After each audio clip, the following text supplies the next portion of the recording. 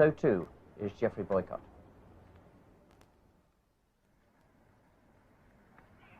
Bowling, a good victory there for Massey, a good Yorker, and look at the breakthrough for the Australians. Look at the joy on Massey's face.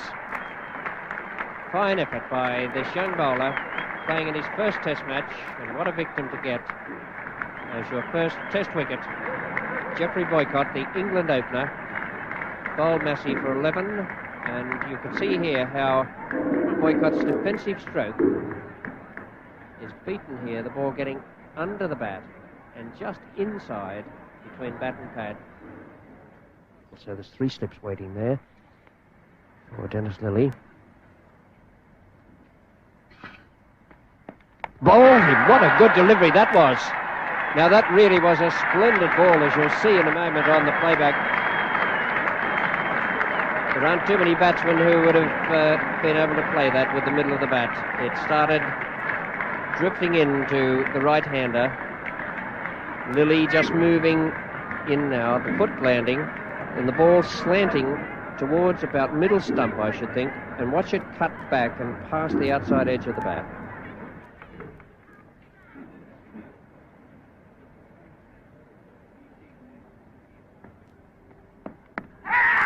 He's given him out, leg before wicket to Lillee. John Edridge, the 3rd English wicket to go down this morning, 28 runs on the board. Edridge made 10, and it's Lillee's 2nd success in his 8th over. He now has 2 for 15, and a great piece of bowling here by these 2 West Australians after England got away to a very good start. So this is the 3rd breakthrough of the morning. Dennis Lillee bowling in fairly close to the stumps, and Edridge just playing a straight defensive stroke. Across the crease, and umpire Arthur Fagg at the bowler's end raising the finger.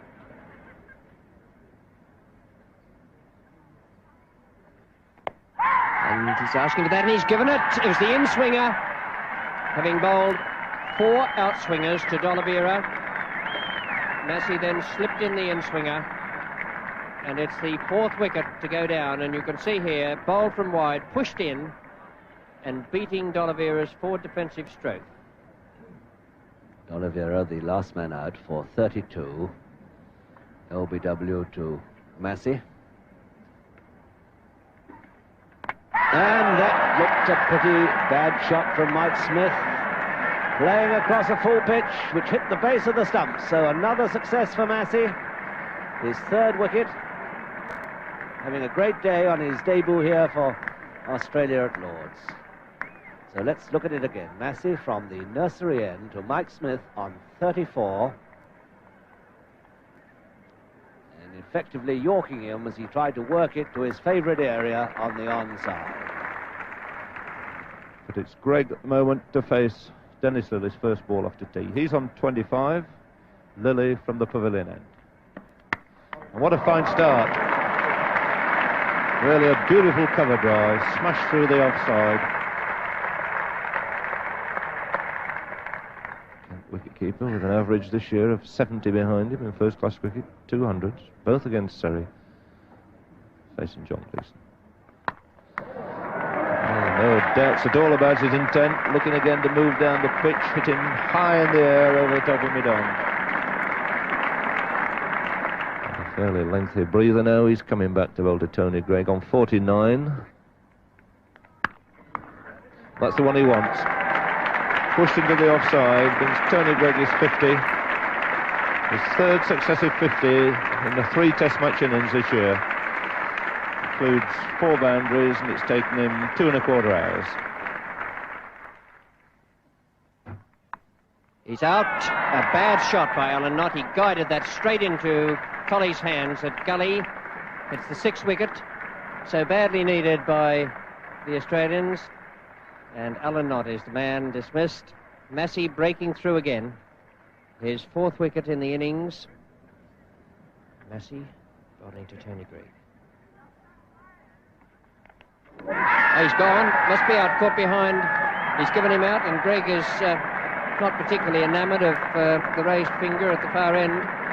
Very confident appeal there, the shout from the Australians. Well, Tony Greig wasn't too happy, but you can see the reaction from the Australians here. As the ball comes, it looked from here, possibly with the inside edge. And the shout from Massey, who is just about to go round, and Marsh throws the ball up in the air. Umpire Constant is the umpire at the nursery end. Massey is bowling now to the England captain, Ray Illingworth, and he's bowling from the nursery end. And look at this delivery that nips back there in the air, strikes Illingworth on the pad, and umpire Constant at the far end has no hesitation at all in raising the finger. A very, very good delivery, that, because the two balls before had moved away in the air from Illingworth. Very fine bowling from this young Western Australian medium pacer. He had Illingworth playing at the outswing of the two balls previous, and then suddenly nipped that one back at him from outside the off stump. Well, that broke the partnership between Illingworth and Snow, a half-century partnership and a very good one for England. And here now is Massey bowling again to Snow. And there is the outswinger. Now that really is fine swing bowling, coming on with the second new ball. 1 wicket with an in-swinger, a beautifully pitched outswinger there to account for John Snow. It started round about leg stump and then hit the base of the off stump. A ball of very full length and very well bowled indeed by Bob Massey. Splendid performance from this young fellow playing in his first test match. And here he comes in around the wicket, bowling again from the nursery end, still with the second new ball, and bowling to Norman Gifford. And Rodney Marsh, his West Australian teammate, takes the final catch, makes the final dismissal of the innings, and England are all out for 272. And look at the jubilation on Bob Massey's face. That's real pleasure, isn't it? An entirely unspoilt young cricketer playing in his first test match at the home of cricket, and he's done so wonderfully well. The finest debut performance for any player in the history of Test cricket. 8 for 84. A very, very good performance now by Massey as he goes back into the pavilion at Lord's. After starting off so badly, having lost 3 wickets for 28, then there were good partnerships between Smith and D'Oliveira. Tony Greig once again proved a real bane to the Australian bowlers, and Alan Knott, as he has done so often over the years, coming in there with a gritty innings towards the end. So too Illingworth and John Snow. 272. Massey 8 for 84 from 32.5 overs and 7 maidens. So Francis now to receive. And he's bowled him. So a tremendous start then for John Snow. In fairness, I think not a very good shot there from Bruce Francis. That ball pitched very well up. So an early success then for John Snow. You can see again, pitching that ball well up. In fact, so far up that Francis no price at all once he decided to play back to it. So the only run on the board, credit it to Keith Stackpole. John Price to Keith Stackpole. That's the short one, and the ploy's worked out, and he's hit it straight into Gifford's hands, and that's what he was there for. So really, that wasn't a very good shot again, this time by Keith Stackpole. So the second wicket to fall, a wicket falling in each of the opening overs, this time to Price. The short one, hooked around. Gifford placed there for that particular shot, square by the umpire, and taking a very simple catch. Well, the challenge is offered, and he's hit it away for 4. Price the bowler. That's the hook shot, and he's middled that one all right. So still accepting the challenge is Ian Chappell.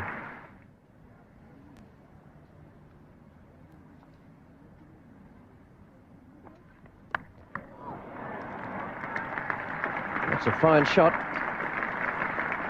Ian Chappell going for that hook shot there. So now to Ian Chappell.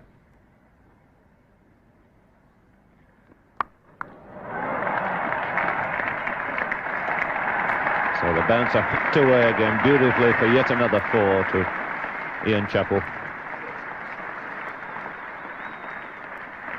The umpire now signals 6, up just clearing the fence there at deep long leg.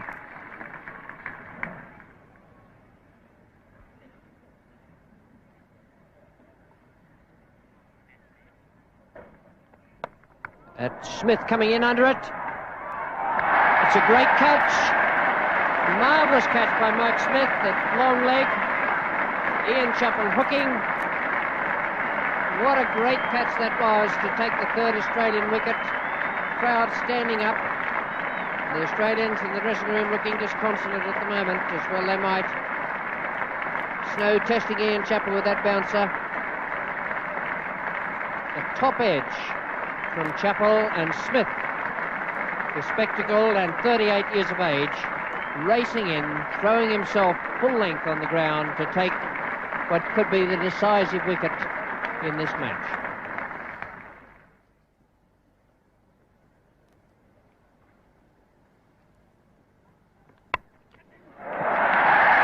Illingworth has got him, the England captain. Doug Walters out. Illingworth just getting to it with his left hand. It was a pretty good catch, that. John Snow finding the outside edge. A probing defensive shot from Walters. Away it goes there, and Illingworth away to his left, around about knee height.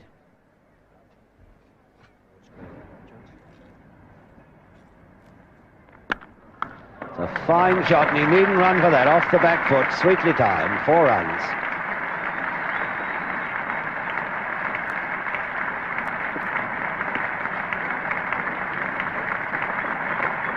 The 100 up then for 4 wickets.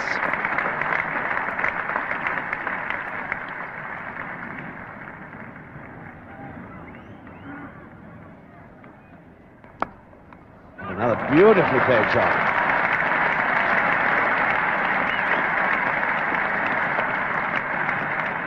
That was superbly well timed, standing up on his toes and turning the wrist on it, flicking it away just in front of square. With D'Oliveira coming in, had a fairly lengthy spell, 12 overs straight off before tea. And once again, Chappell right into his stride, timing that beautifully, forcing it away off the back foot, wide of mid-on.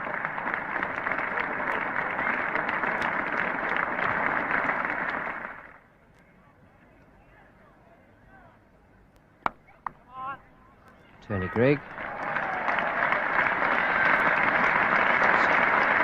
The 100 partnership between Greg Chappell and Edwards. It came up in 125 minutes.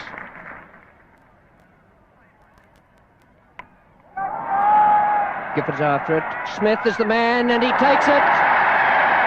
A great breakthrough there. Smith again taking a fine running catch. Edwards lofting away on the onside instead of keeping the ball down. I think it was a little bit too full, a little bit too far up for that stroke. Illingworth bowls again now on the replay desk. He's a little cramped for room there, never quite balanced in the stroke. Had 1 foot off the ground in playing it. Gifford couldn't get to it. He's running backwards there, and it's Mike Smith coming in, racing in for the boundary, who takes a nice catch. Illingworth has just pulled in Price from mid-on, some 5 or 6 yards closer. The offside field has come in, and that's a nice stroke. He'll look for 3 here, and he'll get it. The fieldsman's Luckhurst. So they'll take 3 runs, and it will give Greg Chappell a strike. The crowd rising to him at the moment. It gives him his 100, his first 100 in England, and a very, very fine effort.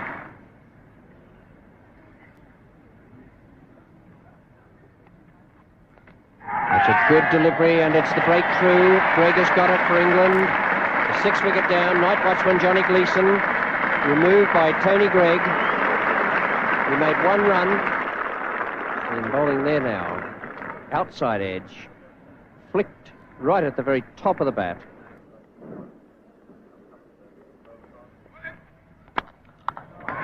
One stroke, nicely timed. Greg gave him a long, hard look from the bowler's end there, but that really was a superb stroke. It's a fine shot. Lovely stroke, that. Boycott won't cut that off, I don't think. Just clicking into the fence now. It runs down the slope there. Extremely popular cricketer with the English crowds. Fully aware that he's pulled England out of trouble so many times. And he's done it again. A thick inside edge, and Chappell is out. A little bit of fat probably there for Basil D'Oliveira, but he always comes on, always seems to come on and take a wicket exactly at the time that England needed it. They needed it then. Well, this enormous crowd all on their feet. The members in the pavilion all the way around the Mount Stand, the popular side, giving him the just acclaim for a really fine innings. Ball short of a length, Chappell going to try and force it off the back foot. Thick inside edge and just disturbing that off bail. He knows how to deal with the short one. Long hop there from Basil D'Oliveira. Fiercely punished round a square leg again by Marsh. It's his fourth boundary, takes him on to 26.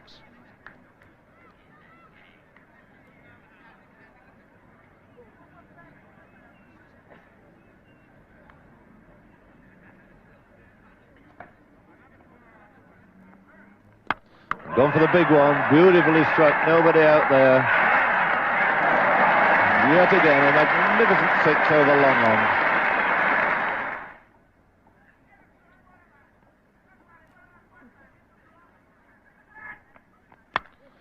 Short, high over mid-on.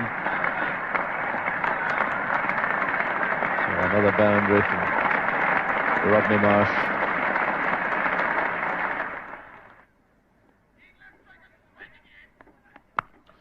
Hooked that away magnificently, and that's a perfect six. Drop short, beautifully hooked square.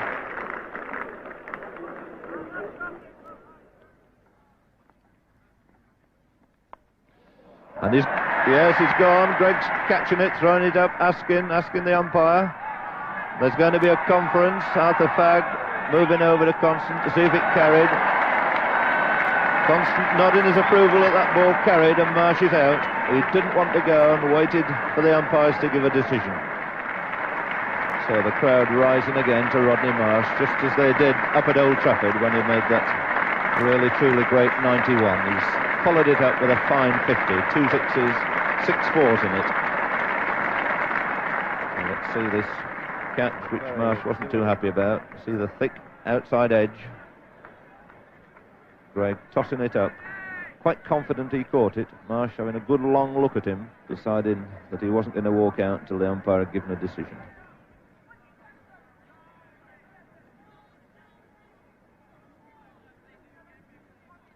It's now then to Massey. And he's gone, caught behind. So Bob Massey not lasting long there. First ball, beating for pace. The second one outside the off stump. And let's see how Alan Knott took the catch. In fact, a useful ball that went down the hill, presenting Alan Knott with a very simple catch. Price to Colley with 3 slips. And that's it. He's found the middle one, and Australia all out. Good catch then by Tony Greig. Went quick. He made no mistake. That is one of the best innings I've ever seen. Greg Chappell, 131 at the home of cricket. His brother Ian, 56. And that partnership between the brothers is the one that gave Australia their great chance of victory, giving them a first innings lead there. Snow, once again, 5 for 57, 32 overs and 13 maidens. Price did the job, for which he was brought in place of Arnold. Dennis Lillee now starting the bowling for Australia. Geoff Boycott is the batsman. And he's out. Well, that is bad luck for Boycott. Allowed that ball to bounce onto the pad. It dropped down and once again just knocked off the off bail. We've seen it twice today. Greg Chappell got out in a similar fashion, inside edge, and just knocked off one bail. And now the unfortunate Boycott out in a similar way. The only difference being that he didn't attempt to play a shot. Strike him on the pad. And then dropping down, didn't quite know where it was, turned round, and to his horror, the off bail had disappeared.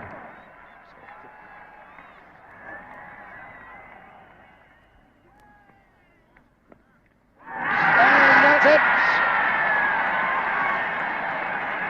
The replay comes into him a bit. Luckhurst on the back foot. The thinnest of edges, straight into the tummy of Rodney Marsh.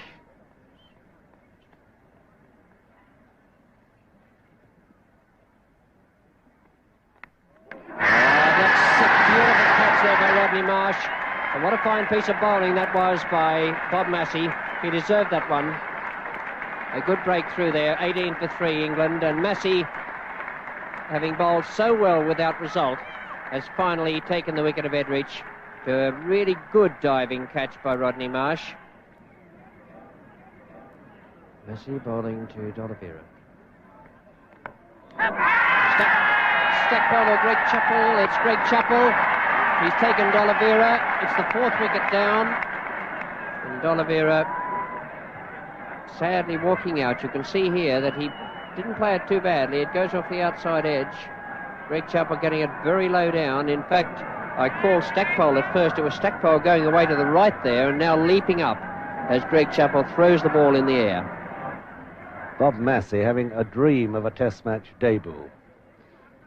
8 wickets in the first innings, and now at tea, 2 more for 8 runs.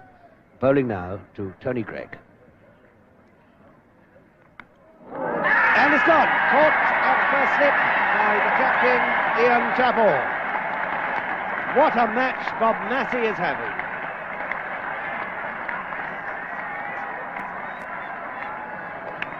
Another look. Bob Massey coming round across the right-hander. He pushes forward. It finds the outside edge. Goes round about right knee height to Chappell. Up it goes. No problem.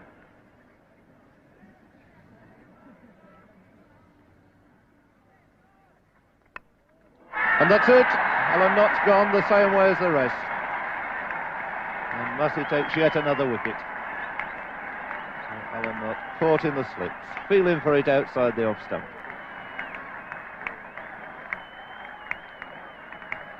This wicket going down at 54. Massey the bowler to Alan Knott. And that ball going down the hill here at Lord's.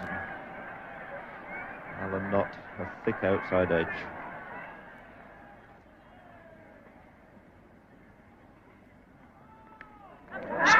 Stackpole at second slip. Illingworth out. His 7th wicket down. And now a new world record for Bob Massey, the only man in the history of Test cricket ever to take 13 wickets in a match on his debut.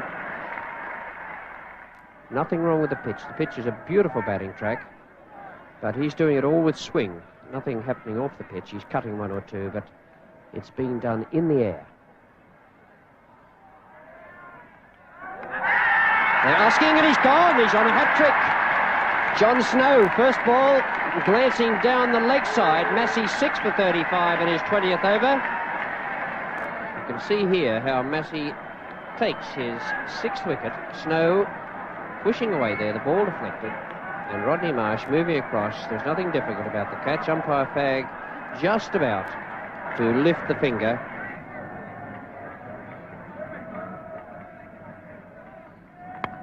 He's out. Edwards has caught him behind square leg. It was a good, authentic stroke. And Bob Massey now has become the first Australian cricketer ever to take 15 wickets in a Test match. What an incredible performance for a man in his first Test.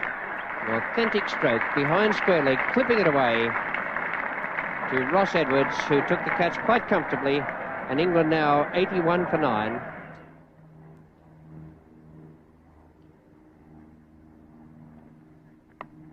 That's out. Greg Chappell, the man completing the innings. An easy chance, shin high. Chappell took it very well. The last man to get to be dismissed was John Price. You can see him here to Massey pushing the in-swinger away, the outside edge. And Greg Chappell takes a comfortable catch. And his final figures now, Bob Massey with 27.2 overs, 9 maidens, 8 for 50.